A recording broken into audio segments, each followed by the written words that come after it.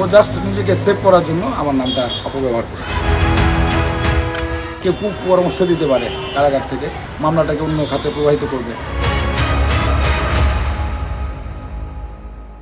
সোহেলের সাথে কিভাবে পরিচয়, কতদিন পরিচয়? ভাই 20-25 দিন যাবত আমি অটো নিচ্ছি, ও অটো মেকানিক, এইভাবেই কাজ করাইছি। এই সুবাদে ওর সাথে না, একদিন ওকে ধমকাইছি যে আমার টাকে কর, দুটা গাড়ির পরে করবে কাজ, তো বলছে না আগে আমারটা কর।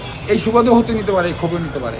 আমার সাথে আমার এই ধরনের কোনো রেকর্ডও নেই এলাকায়, না আমার এই যে কোনো সম্পৃক্ততা আছে।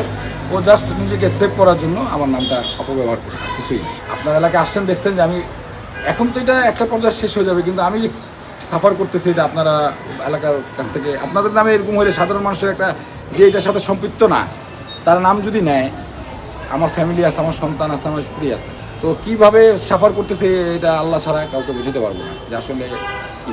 মানে আপনারা থানায় গিয়ে এটা দেখি, আমি বলবো যে নাই, আপনারা থানায় গিয়ে এটা জাস্টিফাই করেন যে আছে কিনা। প্রশাসন বলতেছে যে ওনার তো কোনো মানে কারোই তৃতীয় কোনো ব্যক্তিরই কোনো পাওয়া যায়নি। আমি না, এনি অন্য কেউ তো হতে পারতো, তৃতীয় কোনো ওইখানে কোনো উপস্থিতি পাওয়া যায় নাই।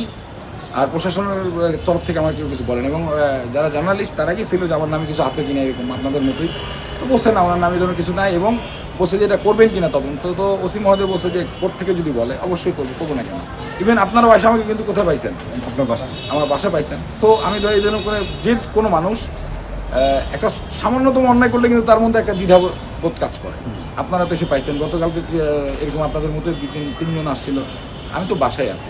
আসলে আমি ভাই ব্যবসা করতাম, ব্যবসা লস খেয়েছি, চাকরি করছি দীর্ঘকাল, তারপর ব্যবসা দিছি, ব্যবসা লস খাওয়ার পর ভাই 1 বছর আগে আমি ব্যবসা ছেড়ে দিছি, মানে লস খাওয়ার পর।